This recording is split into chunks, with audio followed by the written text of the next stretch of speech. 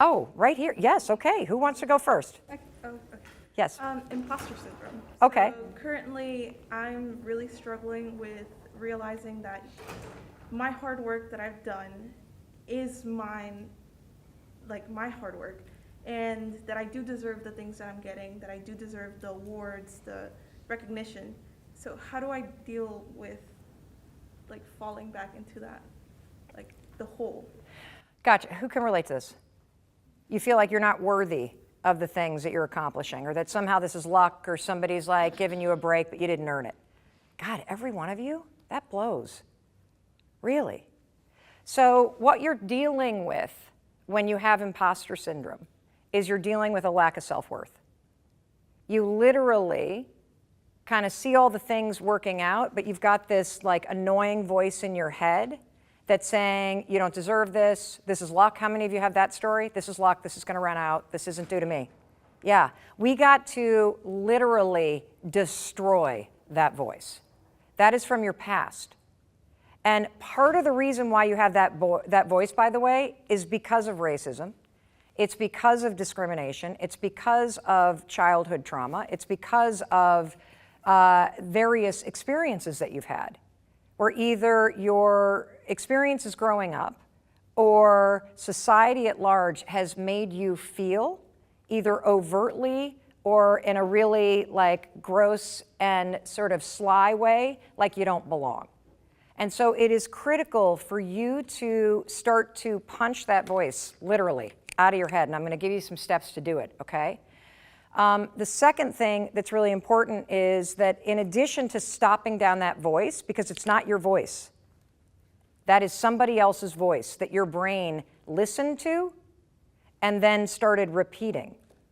And the thing about your brain is that your brain is this really cool computer that learns patterns. And what I want you to understand is that patterns repeat unless you break and replace them. And if you have a pattern of thinking, like what Heidi has, that says, you're not worthy, you don't deserve this, luck is gonna run out, at some point, the you know what's gonna hit the fan again, brace, don't count on anything, like you didn't earn this. If you got that pattern running in your head, that is a broken pattern. You're not broken. That pattern of thinking is broken. And so the line in the sand that I want to draw starting today is you're not allowed to listen to that garbage anymore. We are going to go on a mission together to notice whenever it comes up, oh, interesting, there it is. There's that pattern. It's spinning, just like a load of laundry, right up there. And I'm going to teach you, once you recognize that pattern, you're going to use this thing that I created called the 5-second rule. You're going to count backwards, 5, 4, 3, 2, 1, because that shuts that down. And counting backwards, let's all do it together. Here we go. 5, 4, 3, 2, 1. Now notice when you counted, did you feel a little pressure right here? Yeah, that was me hypnotizing you. No, I'm just kidding. What you were feeling is by counting backwards, it's a little brain hack that interrupts all the garbage that's here in the interior part of your brain. This is where imposter syndrome lives, everybody. This is where anxiety is. This is where self-doubt is. This is where self-criticism is. This is where it's all stored. When you notice, oh, there's that voice again, and you count backwards, 5, 4, 3, 2, 1, you shut it down, and then you awaken this part of your brain. This is the part of the brain that you used when you were taking the SATs. This is the part of the brain that you used when you applied for that job, when you speak up in that meeting, when you tell somebody, no, you cannot borrow my dress tonight, no. When you have boundaries, right? This is the part of the brain that gives you immediate control over what you think and do next. And so that's a really important thing. Number one, you're going to notice it. Number two, you're going to name it. So let's give that jerk in your brain a name. So Heidi, what do you want to name this thing? Like close your eyes and think about it. And everybody close your eyes and think about like that voice, that nasty, stinky, awful, skanky, gross voice in your head.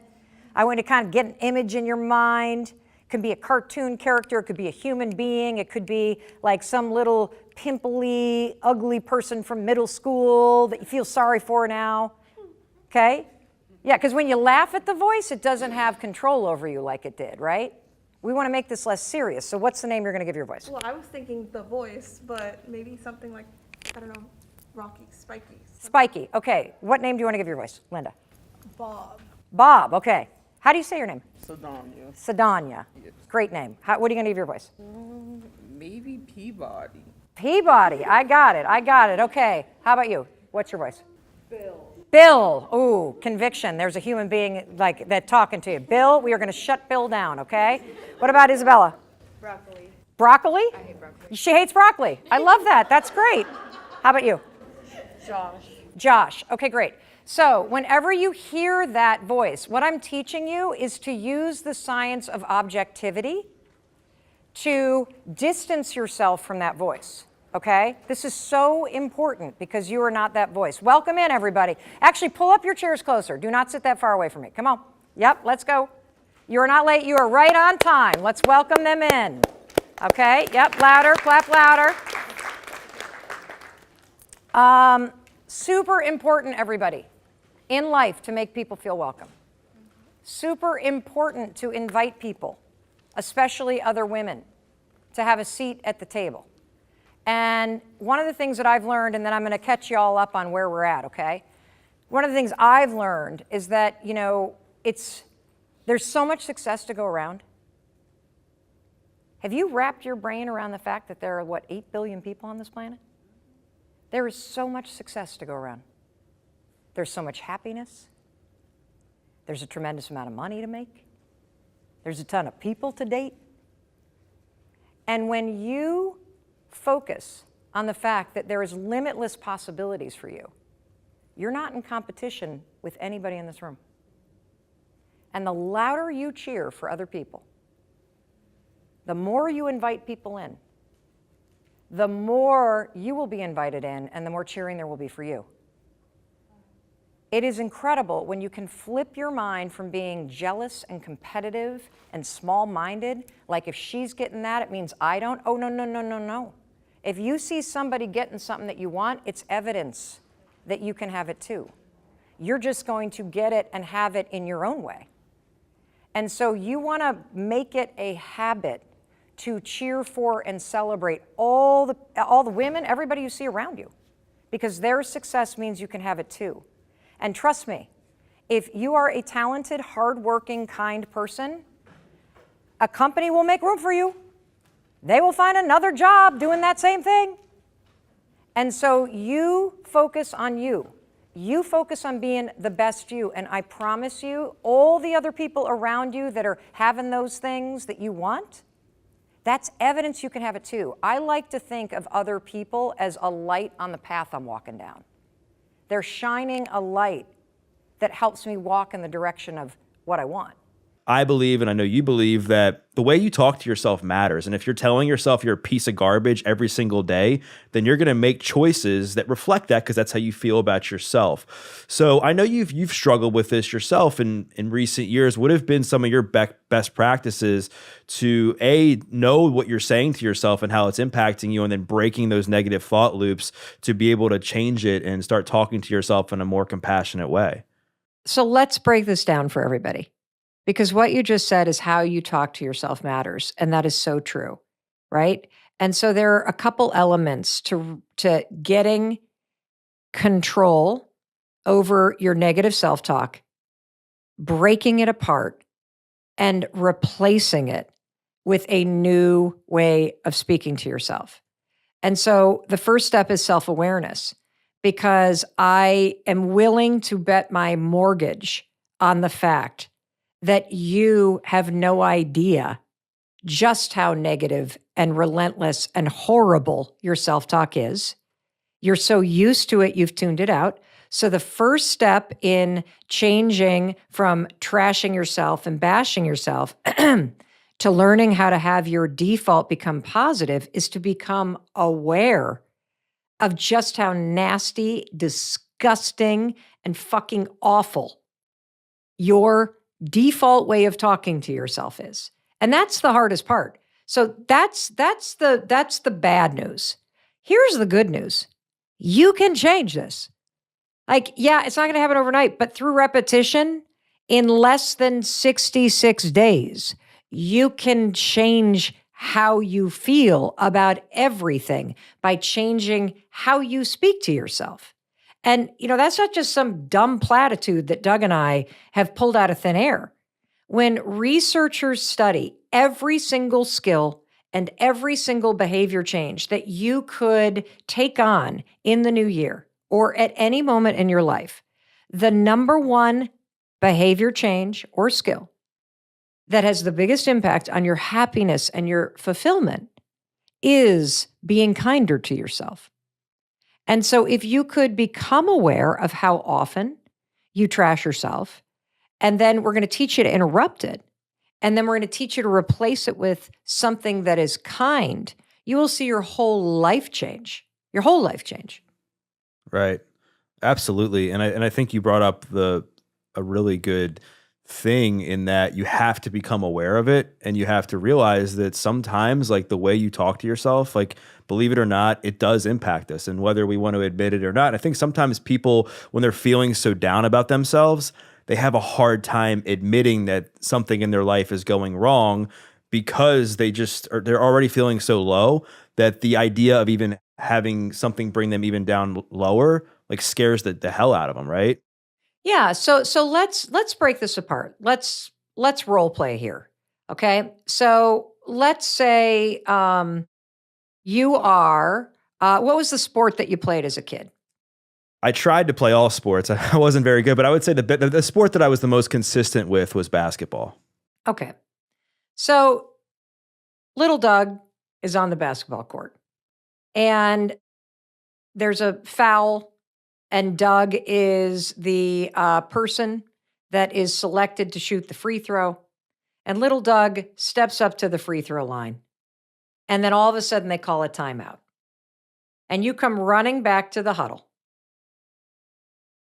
What would be the most empowering and encouraging and motivating thing that your coach or teammates could do or say in order to help you perform and feel your best when you step onto that line? Like, I believe in you and you're going to make it. I believe in you and you're going to make it. You got this. And then they send you back into that game with a high five, right? How would that make you feel, little 9-year-old Doug? I'd feel pretty confident.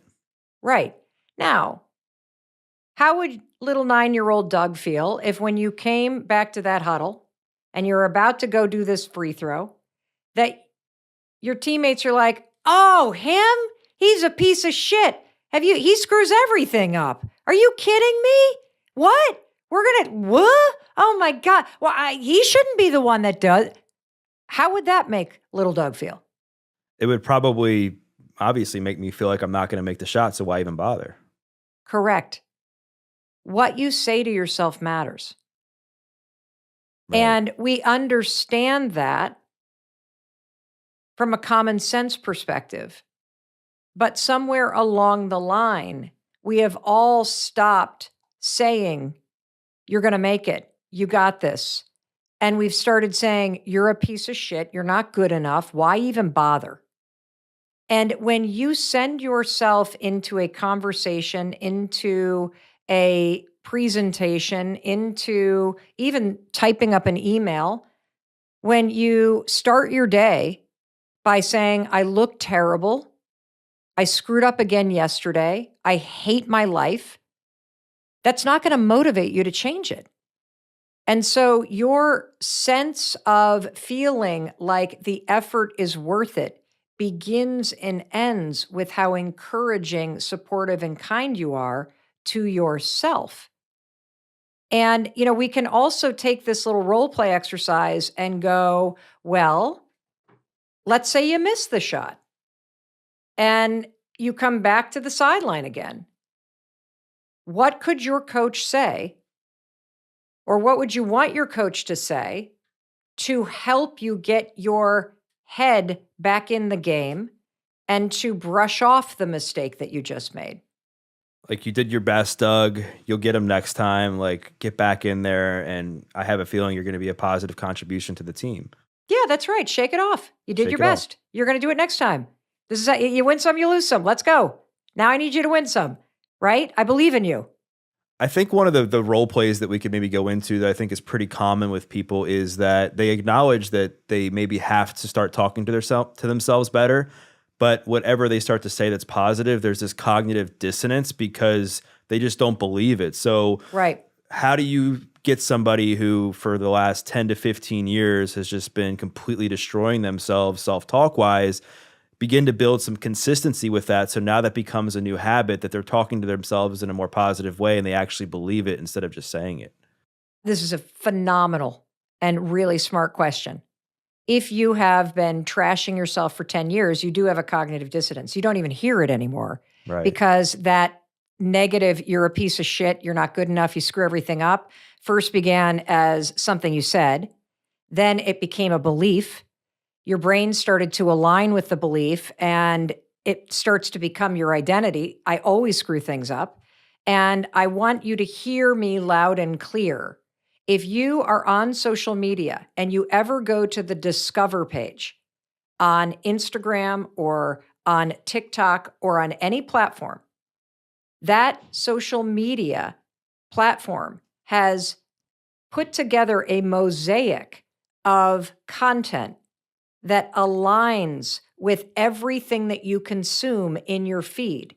That social media platform on the Discover page has assembled a world on social media that looks just like the stuff you're always looking at. Your brain works exactly the same way.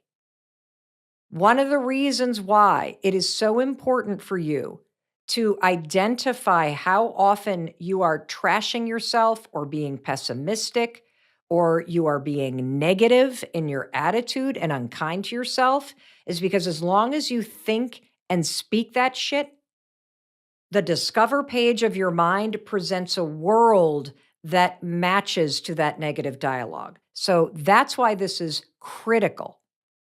The second thing that you need to do, because you're unconscious to it, right, is there are two things that are going to work. Because just trying to speak kindly often doesn't work because you have so trained your mind that you think you're not good enough, that saying, I'm good enough doesn't work because your brain literally looks at you and like, who are you talking to? Like, because I can't be you.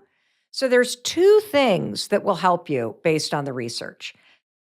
The first one is journaling exercises, because there is something that happens when you create a new habit where every single morning before you look at that social media, you open up a blank page. And the way that I journal is very simple. I always start by writing down 5 things that I want. And I just let them flow through me. What are 5 things that I really want? And it might be something small. It might be that, I want a really cool new pair of sneakers. It might be something big. I really want to feel happy. It might be something that is a feeling like, this pandemic has kicked the shit out of everybody. I am not immune from the feeling of burnout or the feeling of languishing, the feeling of disconnection even from self that we can all feel when you're isolated for this long and you're remote for this long and you're stressed out for this long. And so allowing yourself to write down 5 things that you want. I want to feel like myself again. It allows the things that you desire to flow through the self-doubt and through the negativity and through all the crap that buries it and pushes it down, and it allows it to come to the surface. And the writing it down is important because your mind is paying attention. That Discover page that your mind creates pays attention to what you say is important. And if you begin a new habit of just starting your day with a blank piece of paper and writing down 5 things that you want, every day. It can be the same things every day. It can be different things every day. You just allow yourself to do this. You will start to build the skill of being connected to what you desire. You will start to develop a skill of tuning out the self-doubt and tuning into what you want. And this is really important because your brain is paying attention, and it doesn't require you to talk to yourself. It just write it on a piece of paper. The next thing that you're going to do, step 2, is write down why you want these things. Because if you have a negative dialogue, Doug, you have for decades talked yourself out of the things that you want. You have filled your heart and your soul and your mind with all the reasons why it's never going to happen. And so by starting every day with a new habit, write down 5 things that you want and then write down why you want these things. You are developing a skill of listening to what you want instead of listening to the self-doubt. That's step 1. That's one thing that you can do to fight decades of negative self-talk. The second thing that you can do is every morning after you brush your teeth, add a high 5 in the mirror to your reflection to your morning routine. That will have a shockingly powerful impact on your negative self-talk. And the reason why it does is because your brain watches you do it, and you only give a high 5 to somebody that you believe in, that you're rooting for, that you're kind to, and that you want to see win. And what we've found based on researching this simple habit, adding a high 5 to the mirror every single morning, you don't say a word. As stupid as it sounds, just high 5 the mirror. What we have found after researching this for 18 months and having 153,000 people from 91 countries do this for 5 days is that it has a profound effect on how you speak to and how you see yourself, because it is an action that demonstrates to your brain that you care about yourself and you support yourself. And so those are 2 physical things that you can do to start to shut down and fight back against the critic that is programmed into your head. I think it's amazing that you've kind of put together this high 5 habit, but also you invite people to do deeper work as well. It's not as simple as just saying, "Hey, give yourself a high 5 and then your life's going to be fixed." It's like, no, you encourage people to do other things. You're talking about developing some things called like self-awareness, where you're actually becoming aware of like what it is that's bothering you, what it is that you want.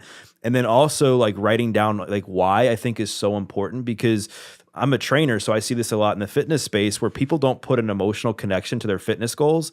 They say, "Oh, I just want to lose weight." And it's like, that's not what they want. People want to be able to look at themselves in the mirror and be proud of their health. That's the emotional connection, right? People want to be able to carry the groceries up and down their steps when they get older. They want to be able to walk their daughter down the aisle. They want to be able to play with their kids when they get older. Like, those are the real reasons. And so I'm so glad that you brought that up. Can I share something? Because Yeah. I think that's a wildly important point, Doug, and it is completely missed by most of us. And I'm going to tell 2 stories. So, I every single morning, as part of my morning routine, I write down 5 things that I want in my journal, and then I write down why. And what's been really interesting about adding this practice to my morning routine is that I didn't realize, because of the cognitive dissonance, I'm just so used to feeling like I don't deserve to be happy, or that something's wrong, or focusing on what's wrong, or beating myself up, that I was completely unaware of how much I was silently suffering in my life. It just was the autopilot mode I was on, to focus on what wasn't working, to push myself relentlessly, to point out what I was doing wrong. That it wasn't until I started writing down 5 things that I wanted and the why I wanted these things, it was really important. Because at the bottom of every why that you come up with is the singular thing that every human being wants. And that is, I just want to feel like I'm seen, that I'm happy, that I deserve to have these things just because I want them, that I am enough of a person for simply being alive, that it's okay for me to just want to feel better and happier. And, when you talk about, for example, you just mentioned this example that you're a trainer and you have people come into the gym, and just saying, I want to get in better shape is not enough. If you want to tap into the internal desire to change, go deep and get to the heart of the embarrassing thing that you don't want to say. Because saying, I need to lower my cholesterol, that's not going to get you to have the force inside you to push yourself out of bed on a cold morning when it's 7 degrees, like it was in Vermont this morning, and get out of bed and go exercise. But if you say, I haven't had my shirt off in public in 15 years, and I am tired of feeling like the most out of shape person. I am tired of my own behavior being a form of rejection. And I want to get in shape because I deserve to be proud of myself. And I'm sick of feeling like shit. And I want a six pack because I want to take my shirt off and I want to feel great about my body and I want to experience an amazing orgasm. That will motivate you. You're so right. And a lot of times people will come to me and I'll ask them like 3 or 4 whys. Like, so if somebody says, I'll walk you through this, somebody says, I want to lose weight. Well, why? Well, because I'm just not fitting right in my clothes. And I'll say, well, why does that bother you so much? And it's like, well, it's like my belt's starting to get a little tight and I feel uncomfortable when I'm going out. And I'm like, well, why does that bother you so much? And then normally they'll get like an emotional response. They'll be like, like I'll come home and just bawl my eyes out because all of my friends go to the gym, they work out, they're in shape, and I just can't seem to do it. And boom, there you go. And if I were to ask another why, I mean, what I normally would get is like, this is it. They're like, I'm just so tired of feeling unworthy. I'm so tired of feeling like I'm not enough. I'm so tired of being unhealthy, even though I should be doing it to take care of my family. And that's where you can really start to attach emotion to changing, because when you don't want to go to the gym, it's not like, I'm not going to the gym, I only want to lose weight. It's like, no, I better go to the gym because of what I told my trainer I wanted to do, or what I told myself I wanted to do. I want to do this for my family. I want to do this for my self-esteem. I want to do this for me because I deserve it. Game changes, right? Yeah. You're not going to feel motivated or inspired to do the work if you're bashing yourself and saying, I need to lose weight, I'm a piece of shit. Right. But if you say, no, I deserve to be happy, and I know this is going to make a difference, you are building the skill of self-empowerment. You see, it's a skill to push yourself through the resistance that you're going to feel when you have to create a new habit. It's a skill to tune out the self-doubt and to push yourself and do it anyway. It is a skill to listen to a more positive voice in your head and tune out the negative one that you've been listening to for 20 years. And so instead of thinking in terms of habits and all these kind of patterns of behavior, I want you to think about the fact that what habits create in your life is they create skills. And self-awareness is a skill. Pushing yourself to take action when you're afraid or not feeling like it, that's a skill. Being kind to yourself, that's a skill. And when you have something as a skill in your life, you can use that skill to help you in every area of your life. Oh my God. don't want to cry. I'm going to let myself feel it. You have changed my life so much, Mel. I have such good news for you. I'm so excited. Guess what? Tell me. I did what you said, and I'm scared shitless, and I love it. I got a job offer today. You did? I did. Oh my God! Oh my God!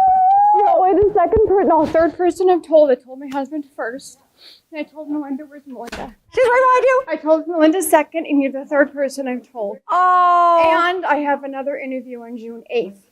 What? I know. That's fantastic. You're going to the other interview, right? Yeah. Okay, good. Okay, good. I'm just like freaking, wow. I couldn't even talk. And I was drinking the water, and I got the email. I'm like, nope, I have to right now. Yeah.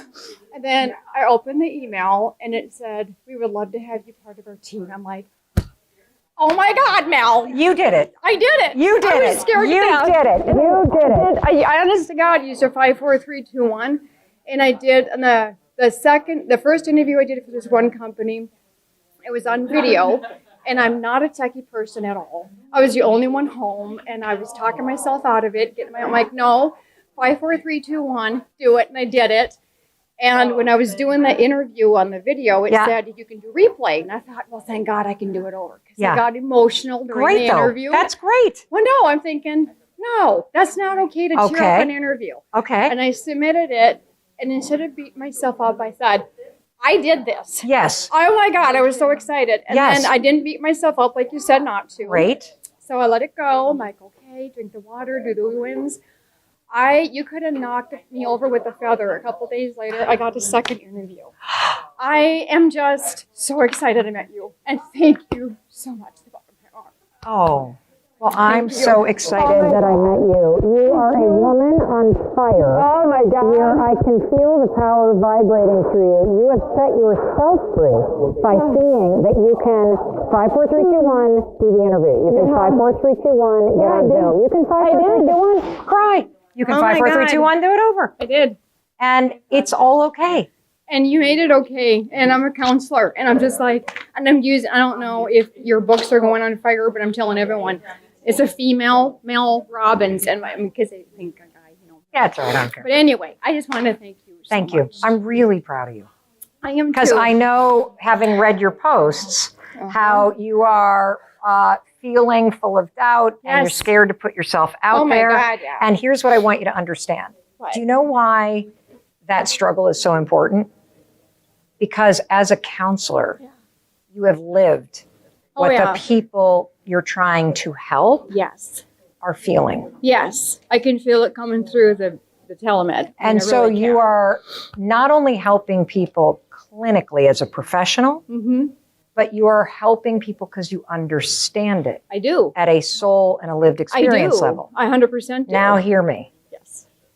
This is why forcing yourself to show up in even bigger and bolder ways Yeah. is so critical. It is. You have to keep pushing yourself to the next level and to be seen and to risk crying or looking stupid or whatever. I did. Because I know you did. 100%. And this is just the amazing beginning. And because you're doing it for yourself, Mhm. that lived experience is going to create so much passion and conviction in the way that you counsel others to do the same. And it is. And I'm so excited. I'm so excited so for you. excited. Thank you. I just want to go on. I love you. So much. I love you too. So proud of you. Thank you so much. So proud of you. I just don't want to cry in public too much. Keep it at home. Why? Break. I cry all the time. You'll make more money. Well, I am now. It's amazing. Can I I get love a you. picture? Yeah, of course you can. And we'll get it with your phone. And okay. It's so And exciting. I don't have a book. I had your book on Kindle. Can you just That's of autograph course that? I can do whatever you need me to do. In fact, you know what I'm going to do? This beautiful woman gave me one of these 5-second rule bracelets, and I'm going to give you one. Okay, where these are 5-second beads, Oh, and then you count to it, and then this little guy is like a fire that makes you go. which one's a fire? Right on the clear one. Here's the little You thing can about. even see the flame in it. Oh, look at that! That's incredible. You can see flames in the fire. There you go. Oh See, my now you're on fire, woman. God, this is so exciting. I don't know where to look. We're gonna right here first, Okay. and then we're gonna do blue. Let's yes. make sure we're looking at blue. Awesome. All right, thank you awesome. so much. So do you want to go live in the launch group and say hi to everybody? I would love that. Okay, let's do it. Oh Let's my hear from God. your account. Now? Yes. Oh, okay. Let's hear from your account real quick. I do. Okay, let's go to your Facebook page. Okay. And we're going to get into the Launch with Mel group. I don't know what to say, so. I do. Oh, good. We got this, woman. We're going to do, okay, there you are. And let's see. Okay, there I am. Oh my gosh. Okay. Here we go. Okay, let me see. We're going to, can we go live video? Okay. Go live. Okay, are we live? Okay, here we go. No idea. Okay. Okay. Hey everyone! Hi. It's Mel And Doreen. and guess what? This is Doreen's first video, right? It is. I've never Yes. done this before. Yes. So we're in Fargo, and Doreen wanted to introduce herself, and she also wants to make sure you are the fourth person who hears about her huge breakthrough because of this community and Oh my everything gosh. she's learned and launched. Tell Oh my everybody what gosh. happened. I got a job offer today. I'm so excited. I did it because of Mel's launch. I'm an emotional wreck, and I don't even care. I'm so excited. My husband, Mike, thank you. I love you. He was the first person I called. He's on the way from California with our oldest daughter. And then the second person, where's Melinda?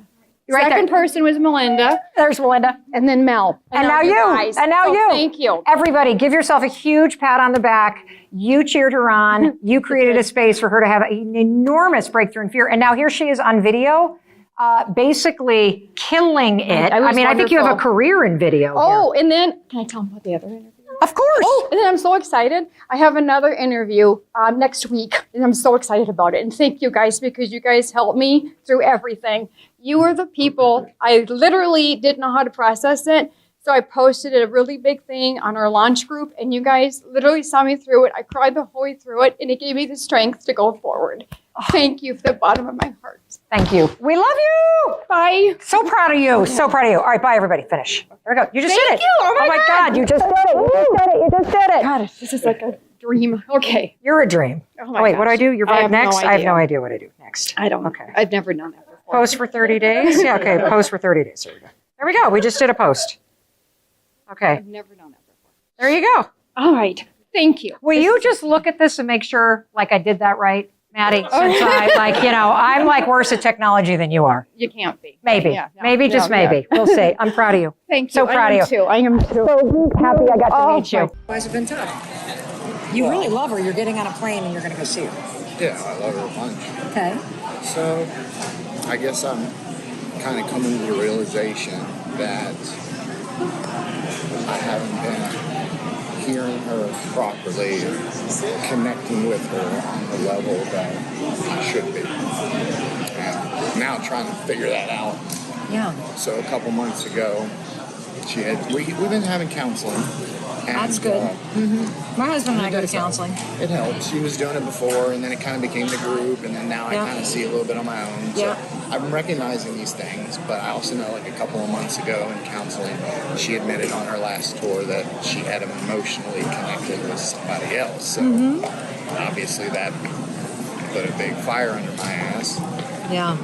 and supposedly It's scary. supposedly I handled it really well. So she's wanting to, do all this. She's worked a lot on herself for kind of getting to the point where she's at. Yeah. She's got a spot on the bookshelf that's 12, 15 composition books deep of just thoughts ever since she was back, I think she said, to like 12. Amazing. Because of some things that happened to her before that age of being taken advantage of. Yeah. So she's had to do a lot of that. This is serving as a final Yeah. boarding class. The But doors in- are closing in about 3 minutes, and they will In not doing this, you realize how much you need to work on yourself. It's scary. And then a lot of regrets come up and a lot of things you wish you could do over. And then you start to realize there's shit from your past that really messed with you, that you shoved down, Yeah. that happened when you were a kid. This is, I think, the cycle that we all hit in adulthood. And here's the amazing opportunity. You not only have an amazing opportunity to change the person that you are and to change the relationship that you have with your life, but you have an amazing opportunity to change the relationship you have with yourself. Because your thoughts, your feelings, they actually matter too. and you can't get... I've been neglected. Yes. See, relationships are amplifiers. You go into a relationship and you're not right with yourself, that relationship just magnifies what's missing. What did you just get from that? I like that. Well, it's going to expose those demons more. Yeah, and here's the thing that most men, at least in a traditional gender sense, don't understand. That it takes tremendous strength to be vulnerable. It takes tremendous strength to talk about the shit that's bothering you. Yeah.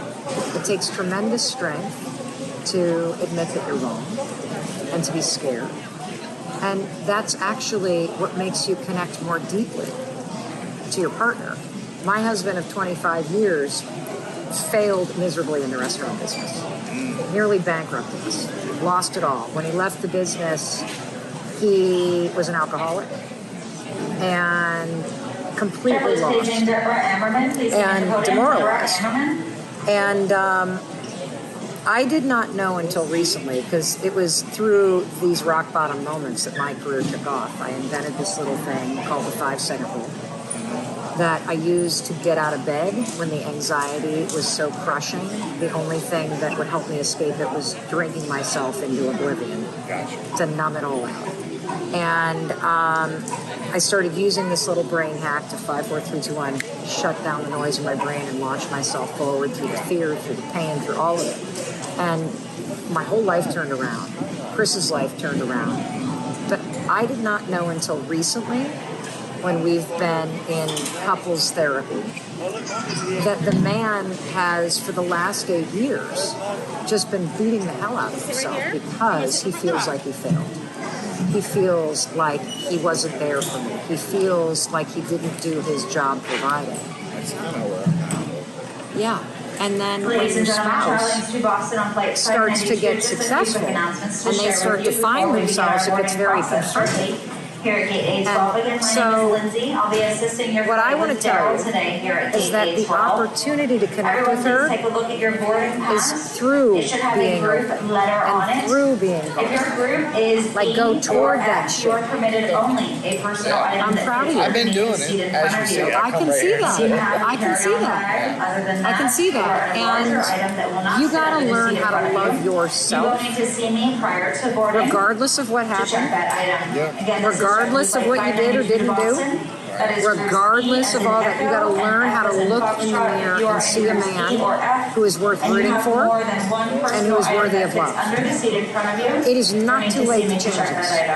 It is not too late to change your life. It's not too late to change your marriage. But it's an inside-out job. You start to show yourself some kindness and some love. And you start sharing more of the stuff that's coming up for you.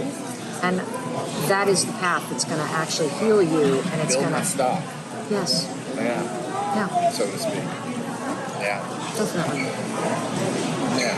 Just need my mojo back. I think that's what she mad at me. I had a nice swagger and everything, but it's gotten diluted or by life. I think so. Maybe my own just being stagnant. And that's it. Accepting instead of keep pushing. You know, my good friend Joel Marin, who you should follow, just sent me a freaking thing that he wrote today. Oh my God, Joel! Praise you, Joel. Joel, I cannot believe this. Joel Marin, I'll give you his name. He literally wrote me this whole thing that he wrote today that you need to hear. Wait till I'm going to find out. Marion. He wrote me this whole thing about the fact that when we are born, we have incredible potential, but so few of us realize what we're capable of. And he uses this analogy. This is in your DNA. You were created to be a Lamborghini in life. You have literally everything inside you to be able to perform like that Lambo. You're manufactured that way. That engine, 729 horsepower engine, is in there. That insane torque. You have unbelievable intrinsic ability to go from 0 to 65 miles per hour in under 3 seconds. But for most of us, we never experience close to those numbers that we are created to perform at. And so he tells a story about how he was test driving one, but the neighborhood he's in has like 35 mile per hour speed limit. Okay. He ended up not buying it because he never experienced the potential. Right. What you're talking about is you're talking about the fact that you actually know there is that inside of you. And when you lose your capacity that you were built in, and you stop growing, and you stop stretching yourself, and you stop pushing yourself forward and learning new stuff and expressing yourself, something inside you starts to feel like it's dying. Yeah. And so I'm Stalling telling you, out that engine. yes, it's still there. And the reason why it's still there is because you miss it. Yeah. And you can only miss something you know. Okay. So I think Joel sent me that for a reason. In times of my life when I've felt lost or stagnant, I say I feel like a racehorse tied to a pony ride at a kid's birthday party. Like I am built to fucking run. Yeah. And I hate it when I feel like just tied down like that. Yeah. And so there is something inside you that you've been holding back. What do you think it is? Not really sure. Well, I would Not take sure on if a it's challenge. Not sure if it's a passion that I've ever tapped into or something that I've missed since, earlier years. Who knows? I think you should take on a challenge. I think you should take on climbing some mountain or some kind of race or some like fitness thing, something that's a little out of your comfort zone to give you something to push you. It doesn't have to be the perfect thing. Just something that you're up to is enough. Yeah. But I want to acknowledge you for the fact that you recognize that there's an issue and you're taking the steps to go make the effort. You're getting on a plane, you're flying to surprise your wife. Not only that, but I deal with motion sickness, vertigo, and Awesome. and I don't drive well at night. So I've got the bands on. Great, they work. I took my motion sickness pills. I love that. I give you a high five for that. That's fantastic. We're doing what we can. You're and doing it. Then does she know you? She doesn't know you're coming. She does now. Oh, good. She didn't a couple days ago, but then we were trying to do the pregnancy reveal to some of the family because we just found out last week. Congratulations! So she was all like, I don't know how I'm going to do it. You're there, and I'm here, and I want to video chat my family and be able to like tell them because she's up where some of the family is and she was seeing some of them were coming to visit. So I told her, I'll tell you what, well, I'm actually coming up there. So she was pretty surprised, but That's awesome. You're going to be an awesome dad. You want to know who the best dads are? Yeah. The ones who are actually right with themselves. That's true. The ones who are able to talk about their emotions. The ones who are able to be human. This is my second child. This is her first, but I told them, my son's almost 23. That's amazing. So start over is it's been a lot of emotion. You're not going to start over. You actually are building upon. Okay. Okay. And my son's been great. He's guys would be super impressed with how good my son is. He hasn't seen his mom since he was 6 years old, so I kind of raised him on my own. I mean, there's people in and out of the life, but yeah. You got a moment in your life to make yourself really proud of yourself. Yeah, appreciate it. And if I were a betting woman, some days I am, depends how much liquor I have, I'd place my bet on you. That's what I'd like. I want that more than anything. Don't wish for it, don't want it. And my wife deserves it. Do the work. No, hold on. What? Go ahead. You deserve it. I deserve it. Okay. Give yourself what you're seeking from other people. Seek redemption and forgiveness because you deserve it from yourself. And in my book, forgiveness means that you have stopped wishing things could be different. Accept everything that's happened or didn't happen as a lesson. And as long as you hold on to that shit from the past, you're actually still there. Yeah. Okay. What'd you get out of this?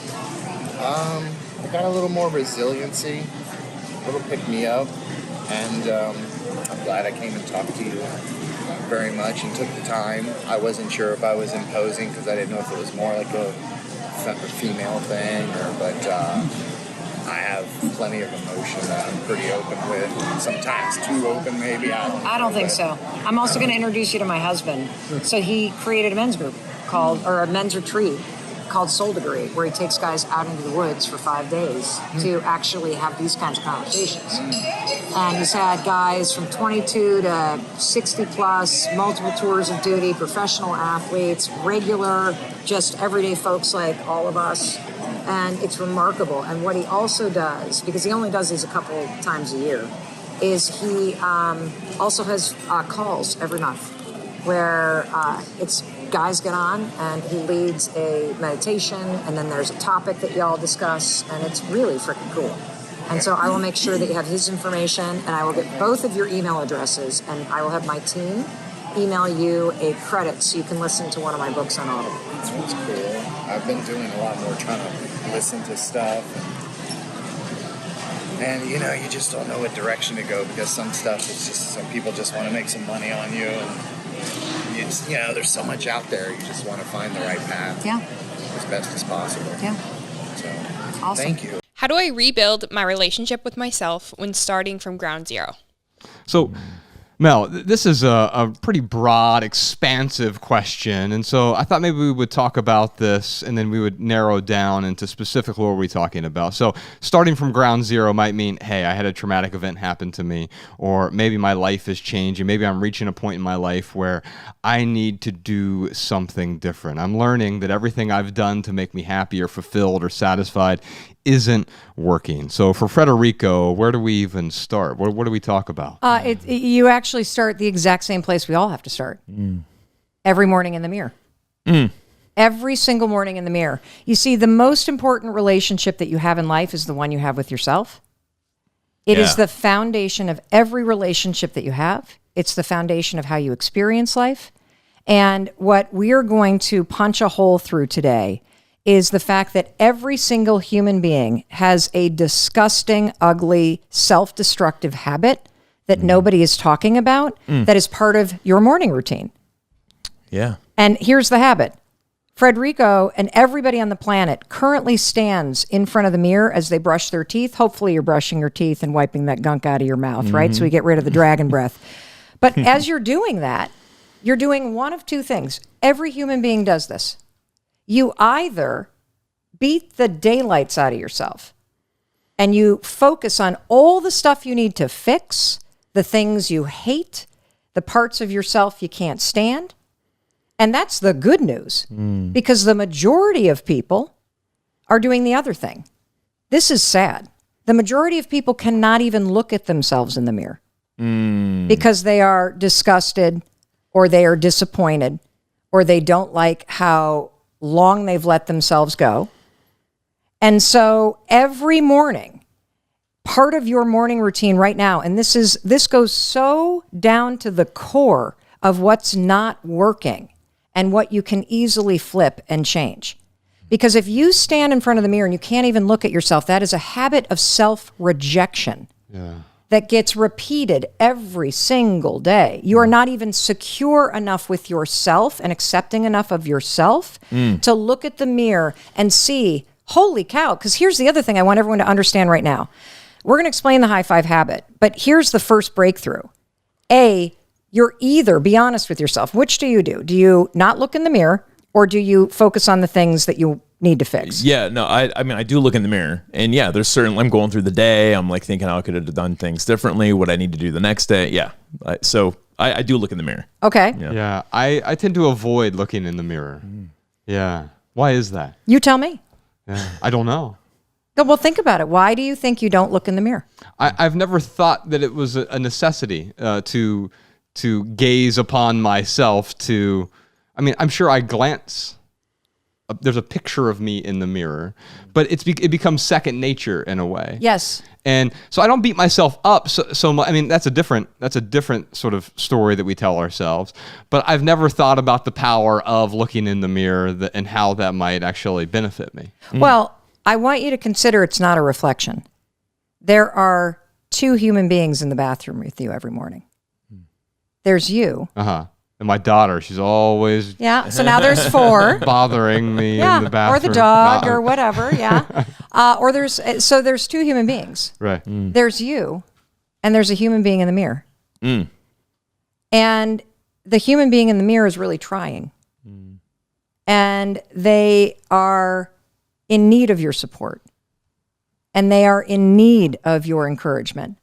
And they need you to wake up and to see them. And they need you to stop beating them up. And they need some encouragement. And this is a really deep thing.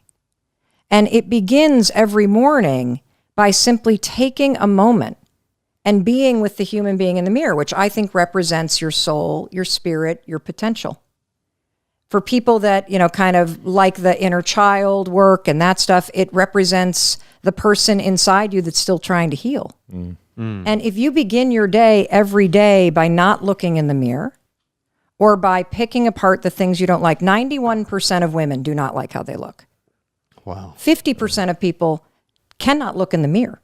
Yeah. And what you just said is exactly right. Most of us, it's so casual, spend that moment drifting into the day where we start to think about all the things we need to do. Or, if you're like a lot of us, you're already pile driving yourself going, I got up too late and I got to answer that email and I didn't get this done and and then you catch yourself in the mirror. And you then start, oh my God, I look like crap and I got to be on a Zoom call in 8 minutes and I haven't walked the dog yet. And the pile driving begins. Yes. And you guys know that once your attitude goes negative, it's going to continue to take you down. Yeah. And so first things first, we got to break the habit of self-rejection. And we need to create a new habit of partnership, trust, encouragement, compassion, connection to self. Because if we can start to help you every morning to start your day with a little bit of partnership and compassion with yourself, if you can build the ability to like yourself, even if you're not where you want to be in life, it won't matter if other people don't like you because that can't change the fact that you like yourself. Yeah. And so this isn't about being a narcissistic asshole. This is not about being a jerk. This is not about being selfish. This is not about being some cocky, overconfident. This is about compassion. This is about support. This is about your most fundamental, profound needs. Love people, use things. That's your book. Yeah.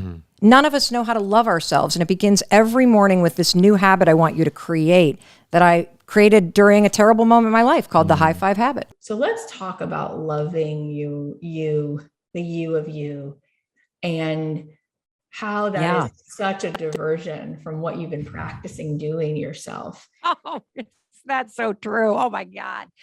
It's so funny because here I invent this thing called the 5-second rule out of dumb luck, drunk on bourbon.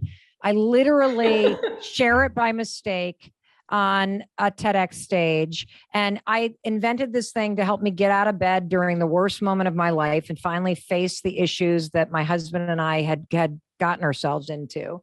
It spreads around the world. I use the 5-second rule to build a business, to be productive, to, do. But it wasn't until I discovered the high five habit that I actually understood how deeply I had been betting against myself. How every step of the way I had been criticizing myself or focusing on what was going wrong. That when I stood in front of the mirror, Kathy, I did not see a successful woman. I did not see somebody that was, out there making a huge difference. I saw what was wrong with me. I think for the last 45 years, I have either criticized or ignored the woman I saw staring back at me in the mirror. And so like the high five habit, I'm sorry, I just kept barging along. Is there something you wanted to? No, I'm just taking it in. You're right where you need to be. Keep going. And so, the high five habit, it did not begin like some big business strategy. I didn't go, okay, I had the 5-second rule. I need to write a book about the 5 something. What is it? Like, let's manufacture something. Oh, Atomic Habits is good. Let's get a habit book. Like, that's not what happened, because that's not my brand of self-help. My brand of personal development and empowerment is hit rock bottom, have a challenging moment, resist change, and then come up with something that sounds so stupid and so ridiculous that it couldn't possibly be something that would actually work. And then when it actually starts working, not only for you, but people who follow you, you better fucking figure out how this thing works, Matt. Like, why is this working? And so the high five habit's no different. I have been trying to write a book, Kathy, for 5 years. The 5-second rule was self-published 5 years ago. I have dyslexia and ADHD. I can create an audiobook like in a day. Yeah. Writing something, forget about it. I bet I have written 7 books in the last 5 years. Yeah. All of them sucked. And what happened for me, this is not a pandemic book, but what happened for me, because we're all sick of hearing about the pandemic, but what happened for me is, you know, when the COVID hit, we all have that moment.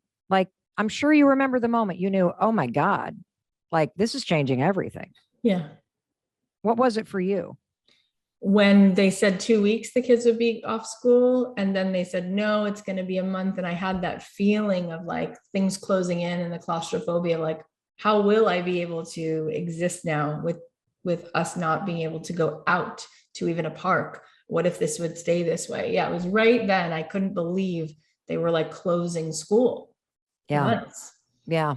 For me, it was a Wednesday in March in 2020. And we were taping this talk show. It was my dream to be a daytime talk show host. And at the age of 51, I got the opportunity to do it. And so we had shot 167 shows at the CBS Broadcast Center. And all of a sudden, somebody comes into the studio space and says they found COVID in the building and you need to evacuate. You got to be out of here in 5 minutes. The fire trucks are outside. And like that, show canceled, fired from my dream job, didn't get to say goodbye to the 130 people that I had been working with for over a year. It is so painful. But hey, everything is preparing you for something. Everything.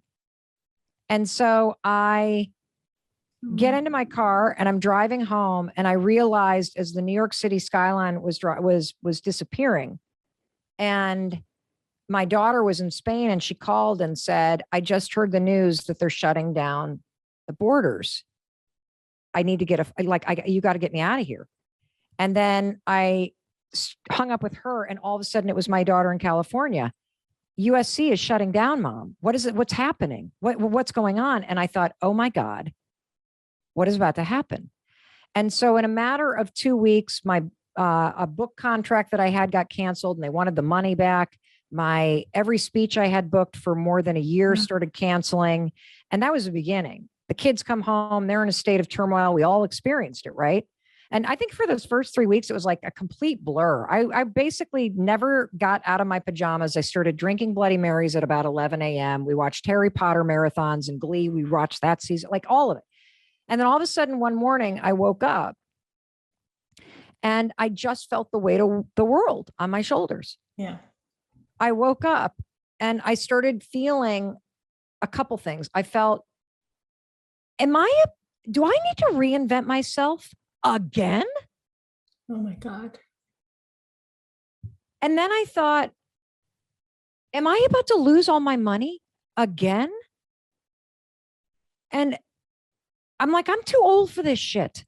I've worked too hard. Like you go into that like mode where like, why is this happening to me? I'm a good person. I've worked so hard. Like you like kind of go at yourself.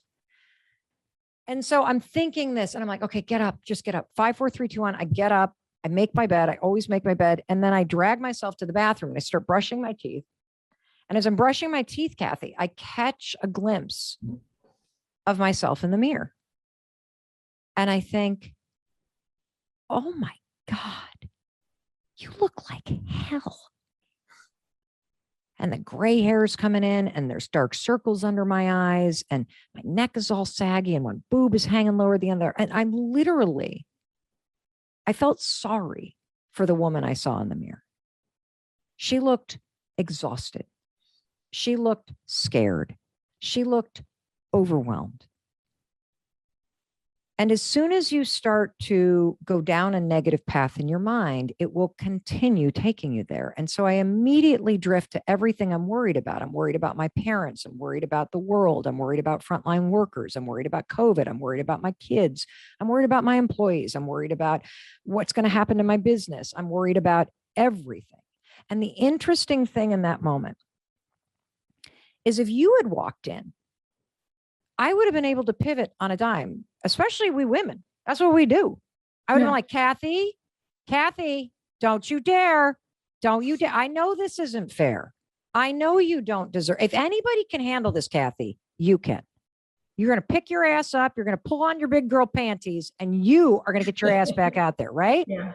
You can do that for anybody else. But there I was without a bra on, my attitude in the gutter, overwhelmed by my life, stressed out, no energy, last on my list, an impossible amount of shit to deal with, just defeated.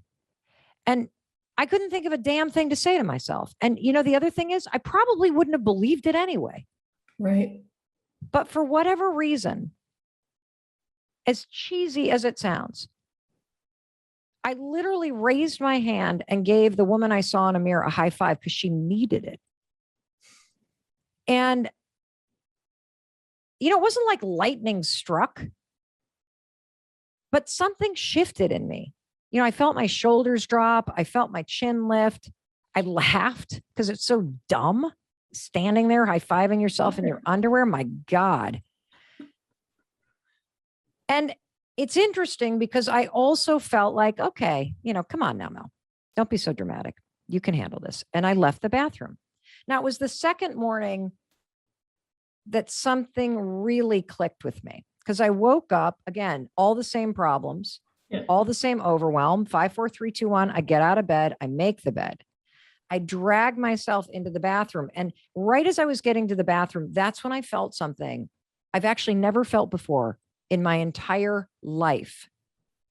And that is this. When you are about to go see somebody you really like, and you're going to meet him for a cup of coffee or like a glass of wine or whatever, and you're about to enter the cafe. What do you feel, Kathy, as you're about to see somebody you like? You're excited and there's like this anticipation. And so you're already feeling good vibes because you know what that person's like and being in their energy. Yeah. Totally. That's exactly how I felt sitting in your Zoom room. Like, let me in, Kathy, let's go. Come on. I can't wait to see you and meet you. I actually felt that about seeing myself. I have never felt that in my entire life.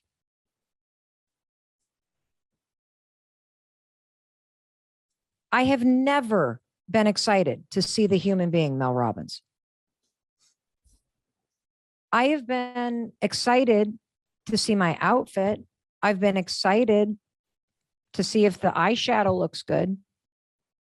I have never looked forward to seeing myself, the human. And so I walk in and I'm a little bit more present this morning. And I'm brushing my teeth and I put my toothbrush down and I take a moment. And I really look at myself. And I don't even see my face. I see a human being. What's coming up for you? I mean, that's just so beautiful. Like what you just said, we think about that when we're about to go see our friend or, the other mom who her daughter's in your daughter's class. And there's like an excitement, like you feel like this is like a gift to spend time with this person, but you had never thought about that. And I just think about the women and the men who I've met in my life, the people who listen to this show who they're so good, Mel, and they're so wired to achieve, but they're only as good as like their last achievement. So there is nothing other than like, well, what's my big post today on Facebook for everyone to see that I earned it today.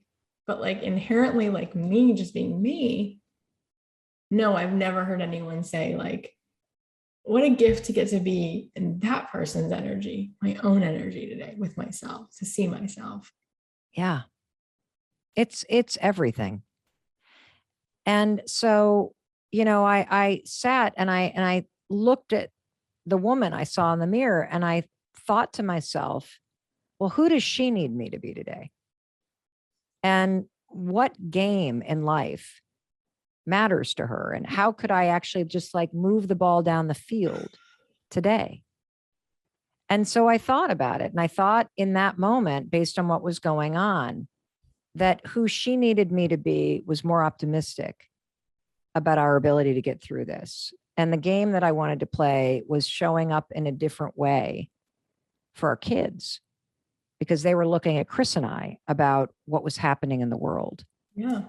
And so I raised my hand and I like high-fived my reflection. And so there's a couple things that I just want to explain first about when, you know, you do this, because the beauty of this habit, and this is just the first habit in the book, and we're going to talk about it. And trust me, we are going to get down to the achievement stuff next, because it's really important part of why everybody resists high-fiving themselves and why they feel that it's weird. And I'm going to unpack that in a very methodical way, because thematically, when you feel that this is weird or you resist giving yourself this support and celebration, what's contained in the resistance is the key to understanding why you don't have what you want. And it's also the key to unlocking the cage that you're trapped in. Oh, that's so juicy. You see, Nina did the high five challenge with me, and she had a powerful breakthrough. This is what she wrote, everybody. I have been living with body dysmorphia for more than 20 years.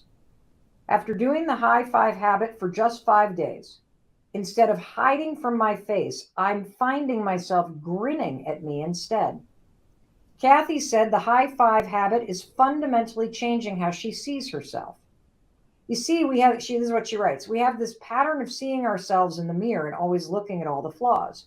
I notice my eyebrows are not aligned. My white hair is growing. Ugh. Why do I have a double chin now? My arms look flabby. I see so many things wrong with myself. And in the world where Zoom and video calls and Facebook Lives rule, it's not just the mirror that we have to live with. It is seeing ourselves on camera more times than we would want to.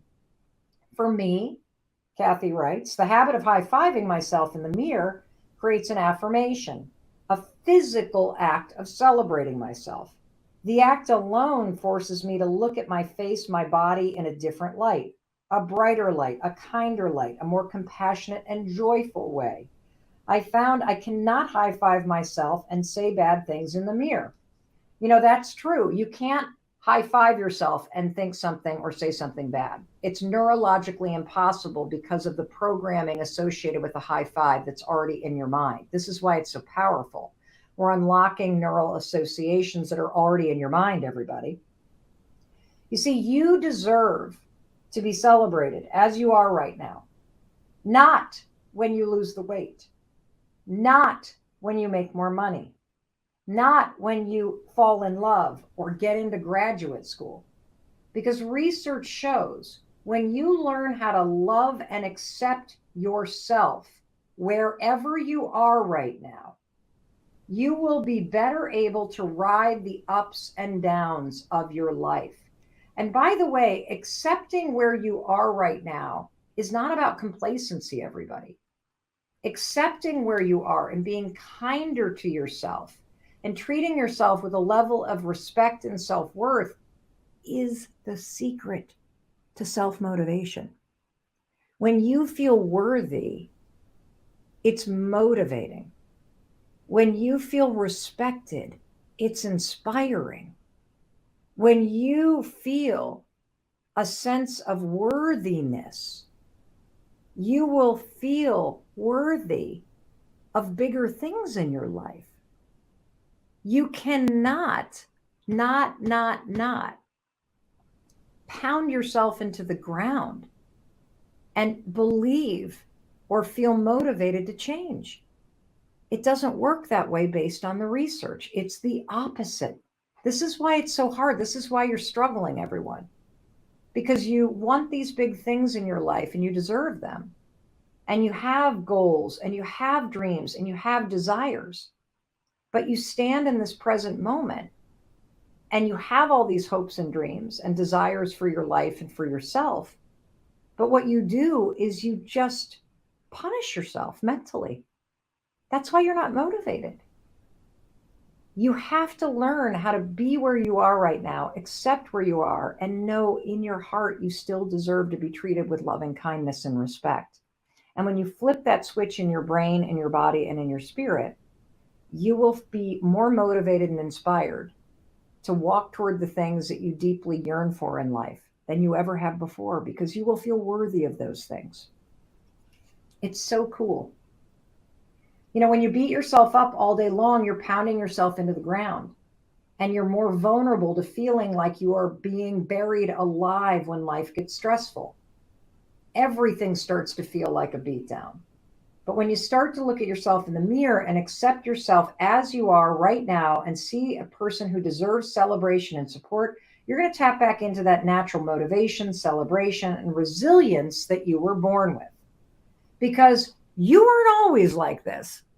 We are on page 53 right here, everybody. This is one of my favorite parts of the book.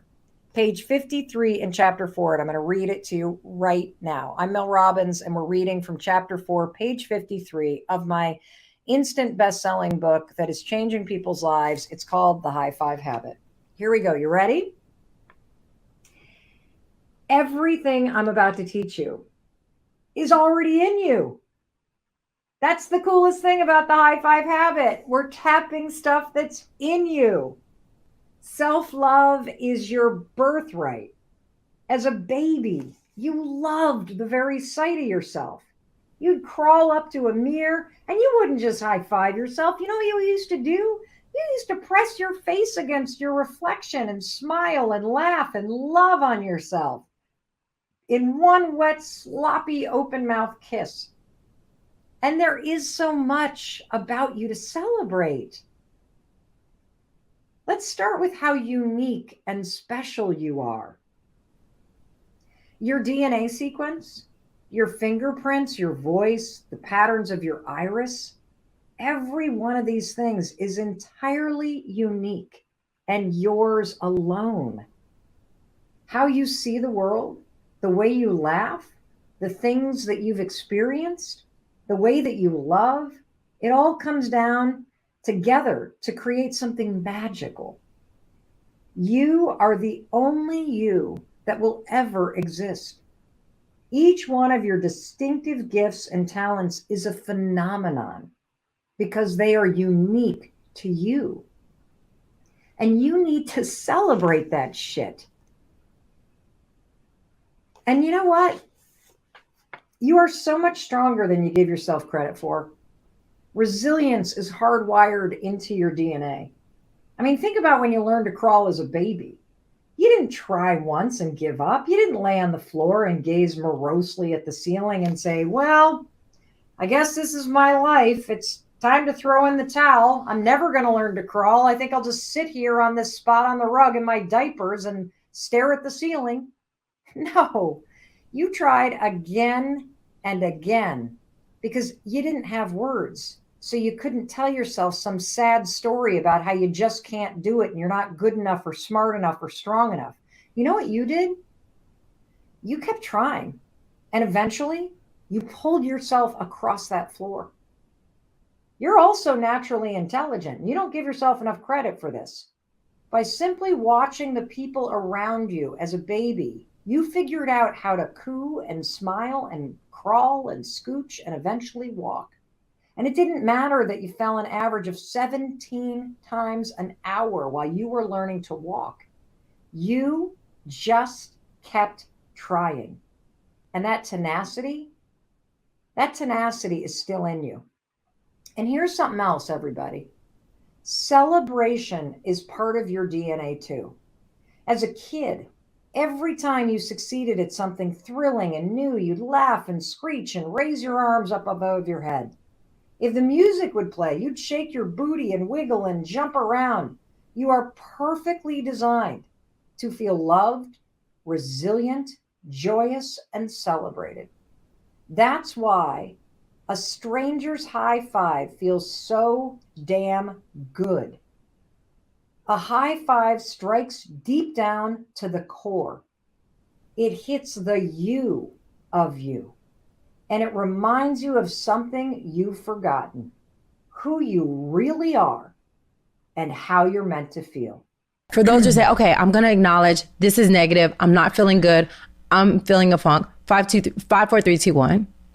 And now, how do they start to shift for those that are ready? Okay, great. So if you are sick and tired of beating yourself up, if you are sick and tired of focusing on what's not working, if you are sick and tired of the self-doubt and the self-criticism and the self-hatred, this is a game changer. And I only learned this 18 months ago. So despite all of my success, Koya, on the outside, being me was this weird mix of having positive outbursts of energy and enthusiasm in the moment, combined with a deep, relentless, grinding internal voice that was critical, that had a lot of self-hatred, that was constantly making me feel like the world was aimed at me and that I was screwing everything up. Yeah. That was my experience. And I think that is the majority of people's experiences. That no matter how good it looks on the outside, the majority of human beings who are adults either can't look at themselves in the mirror, and this was a huge wake-up call in researching the high five habit.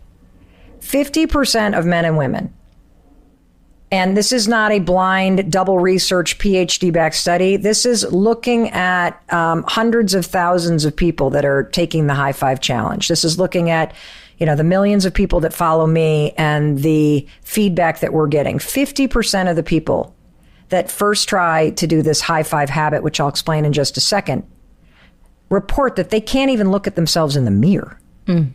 There is so much self-hatred, or disgust, or judgment. It is so sad. And I am on a mission to wake everybody up and to teach everybody a fundamental, simple habit that unlocks science in your brain and in your nervous system to help you break the habit of self-rejection and self-hatred and self-doubt. Right. And that's where the high five habit comes in. And so the high five habit is very simple. First, I'm going to explain it, and then we can kind of unpack it however you think will benefit everybody that's listening. So all you're going to do is you're going to stand in front of the bathroom mirror, and I want this to become part of your morning routine. And there's lots of science around why I want you to do in the morning. We can get to that in a minute, but you're just going to stand in front of your bathroom mirror. And I want you to take a moment and I want you to look at the human being in the mirror. And that right there is a complete change from what you're doing right now.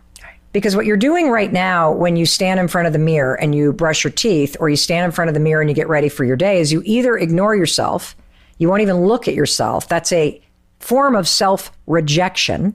Right. Or you focus on all the things that you need to fix. Your hair, your makeup, the things you don't like. And so you start your day with a habit in your morning routine of rejecting yourself. And that habit of self-rejection has created the insecurity that you feel. Yeah. That habit of self-rejection is what drives your need for validation externally. That habit of self-rejection is why you think you're only worthy if somebody else says that you're worthy. And so the high five habit is all about using science to break the habit of self-rejection and replace it with a habit of self-empowerment, self-acceptance, self-compassion, self-love. And here's how you do it. You're just going to stand there. You're going to look at the person in the mirror. And notice I'm not saying reflection. Right. There are two people in the bathroom every morning. There's you and there's a human being in the mirror who has been waiting for you to wake up and realize that they're there. They are trying. They are doing their best. They are so beaten down by your relentless criticism. They need you. They need you to see the positive. They need you to compliment them. They need to be kind to them. Yeah. And so I want you to take that in for a minute, because you're staring at your soul, at your spirit, at your essence, at your humanity. And most of us have never actually considered that. I hadn't.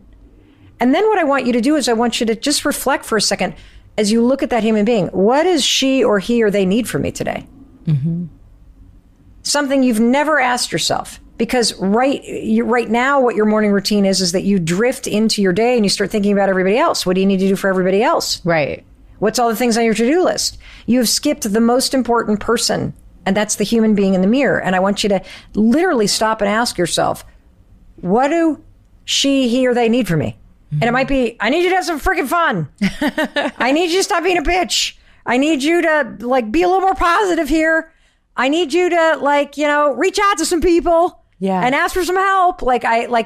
Something will pop in your mind. Yeah. And then take a deep breath. And then as cheesy as it sounds, I want you to raise your hand and I want you to high five that human being in the mirror. And something crazy is going to happen. So this is why this is so revolutionary. Regardless of how weird the high five habit feels, regardless of how much you may resist it, regardless of how kind of corny it is, you will immediately feel your mood shift because your brain doesn't know the difference between high-fiving somebody else and high-fiving yourself. That's what I love about it. I love that it's so simple and silly because we need to play more. Yes. And so when you give somebody a high five, Koya, what does the high five communicate? Yes. We got this. You're awesome. Just love. Yes. Basically, it communicates love. It does. You're right. And it communicates a lot of different forms of love. Yeah. So it could be a high five that's really like encouraging, like, I see this is hard. You got this. Yeah. It could be shake it off. Keep going.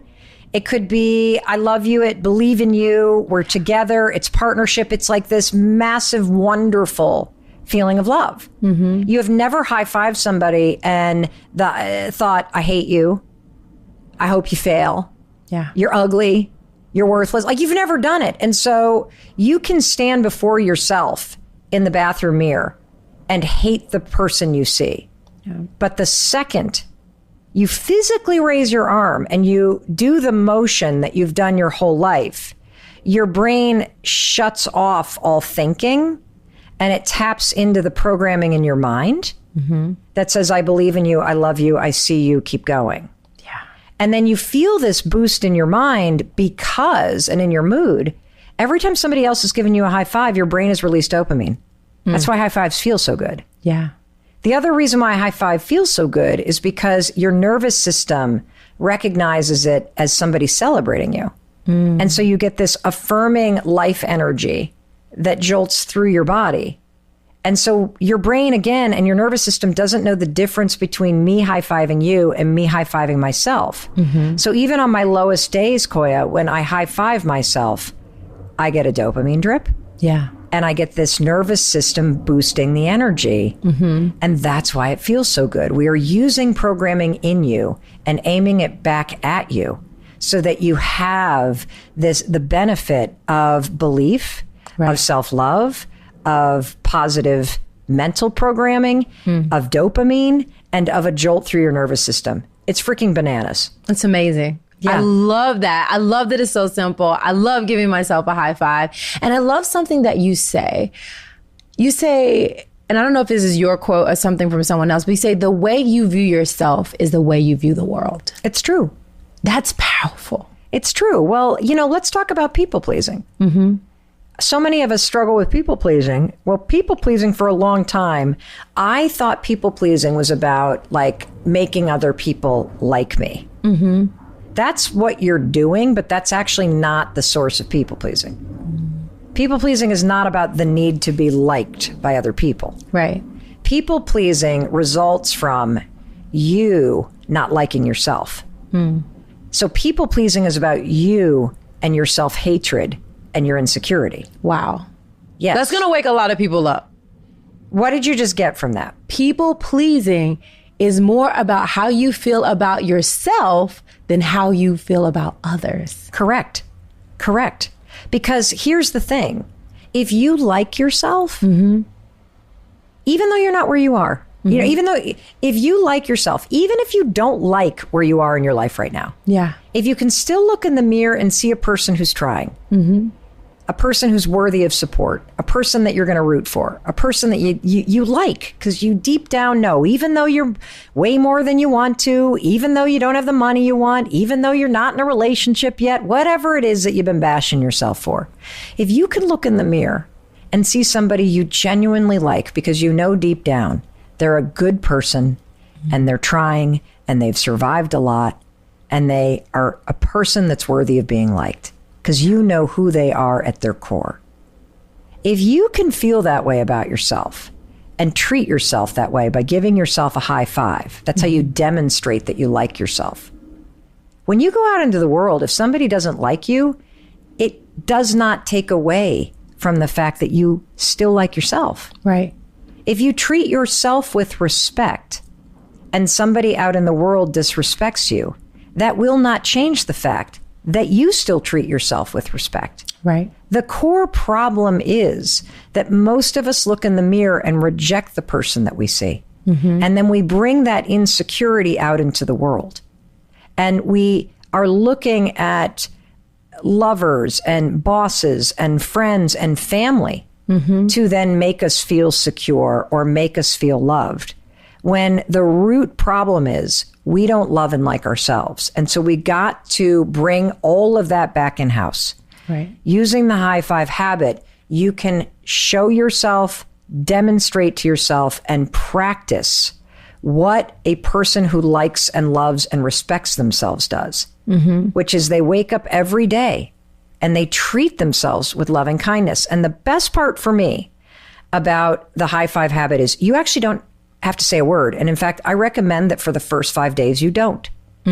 Because your self-critic and your brain programming is so negative and relentless, and it's been in there for decades, that I want you to feel the benefit of the science. Right. I want you to just stand there and look the human being in the eyes in the mirror. And I want you to raise your hand and notice what you're feeling. You can't help but crack a smile after you do this for a couple days because of the dopamine. Right. You can't help but shift how you see yourself because of the nervous system wiring. We've had reports back now from people who have said this really interesting thing. They've said, you know how you can you recall a time in your life where you actually remember getting high fives? Yeah. When was it? Can you describe it? Put us at the scene. Okay, put us right at the scene. Oh yeah. So playing basketball, I mean, that is the best place for high fives. High school, I mean, for a whole year I rode the bench. But when I actually started getting rebounds, making points, high five. The more high fives I got, the better I got because it boosted my confidence in myself. Correct. And, there's a study actually with the NBA that proves this. Yeah. So they took a look at NBA teams. Researchers did. I think this was in 2011. There's a massive article in the Wall Street Journal about this, as well as a published academic study. They looked at NBA teams. And do you know you can predict what teams are going to have the winningest record at the end of the season by looking at behavior in the preseason? And the behavior that predicts whether or not an NBA team is going to have a winning season or not is the number of pats on the back, fist bumps, and high fives that a team gives one another in the preseason. Wow. Because just as you said, based on your lived, felt experience, playing basketball, being in high school, being on a team, feeling the encouragement, the momentum, the support. High fives aren't gestures. They communicate trust and partnership and belief.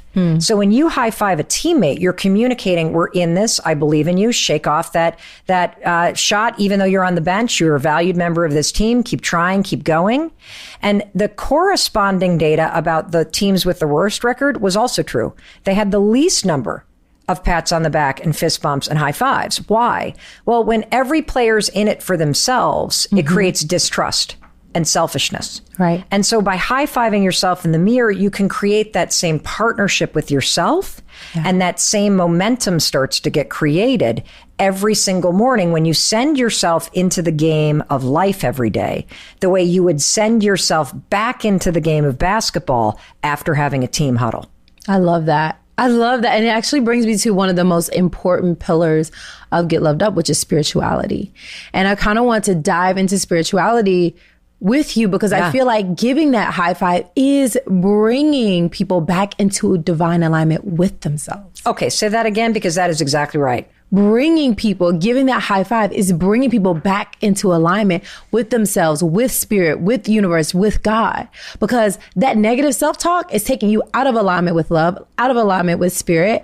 And so that one act, because I know you say habits, I say ritual. We have so many different language, but what I feel when I give myself a high five and when I practice that positive self-talk is alignment with spirit. 1,000%. So all of the negative talk, like remember, let's go back to the two human beings in the bathroom, you and the human being in the mirror. Yeah. The negative self-talk stands between you two. And when you go to raise your hand and high five yourself, it is a moment of divinity with yourself, with your universe, with the spirit, with God, with whatever you believe in. You will feel that energy if you allow yourself to. You will feel yourself coming home. You will feel yourself stepping back into alignment with who you truly are in your essence, which is a being that is worthy of love, a being that is worthy of support, simply because you exist. Yeah. Like today is my 53rd birthday. And when I think about birthdays, right, what are you actually celebrating? Right. You're celebrating life. You're celebrating your breath. You're celebrating the fact that you're still here. Yeah. And there is something divine about that. And every single morning, if you make the high five habit a ritual that starts your day, you are also bringing the celebration of your life and your existence into your morning. And the thing that I love about this, because, you know, I love gratitude and I love meditation, and these are extraordinary practices that with documented benefit. You know, I'm married to somebody who's a Buddhist meditation instructor and a certified yoga instructor. I love Chris. Yeah, Chris is just awesome. And you know, interesting thing about Chris, though, is that here he is practicing every single day. He is a disciplined guy, right? Meditating daily for probably 8 years. Yeah. Okay. Meditation teaches you self-awareness, and it teaches you how to not react to thoughts. It doesn't change the default opinion that you have about yourself. Gratitude, if you look at what most of us write down when we practice gratitude, it is external. It is rarely something within you. And what I love about the high five habit and why this simple ritual is so divine and spiritual is because it is about reconnection with self. It is and will. What I've experienced after doing this now for over a year is when I step into the bathroom, I don't even need to high five myself. I still do. Right. But what's happened over this repetitive ritual of raising my hand in celebration, encouragement, empathy, support, and love to myself every morning, no matter where I am, where I'm waking up, how I feel, just part of how I begin the day, is over time, because of the science, it has reset my mind. Right. I don't even see a person I would ever criticize. I don't even see my face. I just see this human being that I love.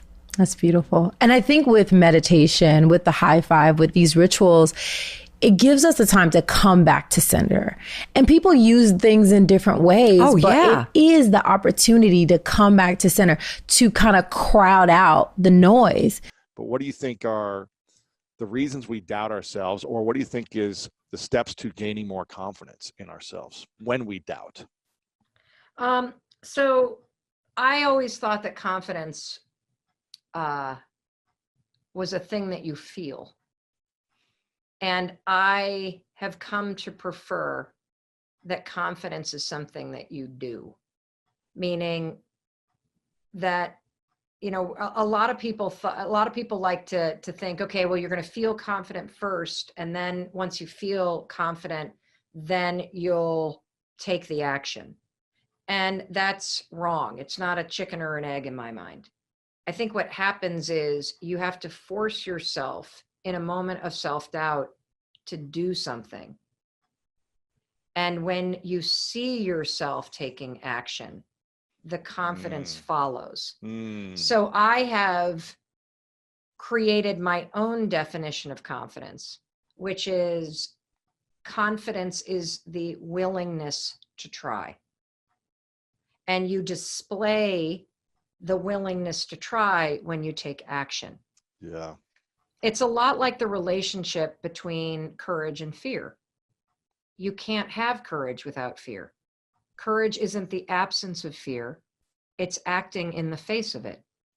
And confidence isn't the absence of self-doubt, it's being willing to try even though you doubt yourself. Mm-hmm. That's beautiful. That's going in the book. I'm quoting you in the book. Make it, baby. Make it your own. I love that. That's powerful. Yeah. And I think, you know, I'm sure we're very similar in the sense that we do a lot and we build confidence because we would take action. You in law school and public defending and all these different things you've done, which like, okay, I'm afraid, but let me go do it and do it. And now, okay, I'm getting better. Now I feel more confident. It's not just let me learn something or let me read a book and now I'm confident in a skill that I haven't applied. I must apply it and fail a bunch and realize, oh, okay, I've gotten better. I have fallen over and over and now I'm standing and I'm actually doing okay and I'm doing even better now.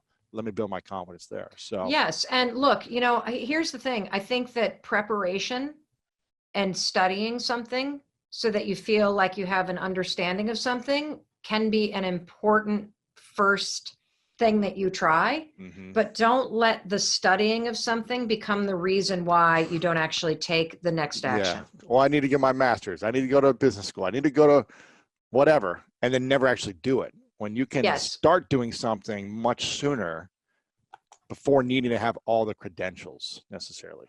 Yes, there's very few things. Except for like being a doctor. Okay, maybe don't do surgery. Correct. Yeah.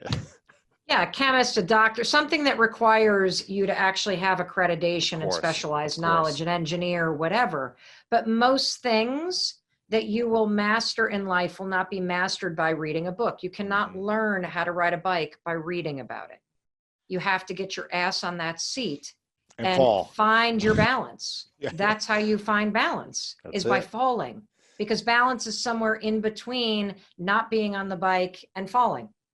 Or being on the bike and falling, rather. That's beautiful. Hey, it's Mel. Thank you so much for checking this video out. And if you like this one, I have a feeling you're going to like this one too. I'll see you there.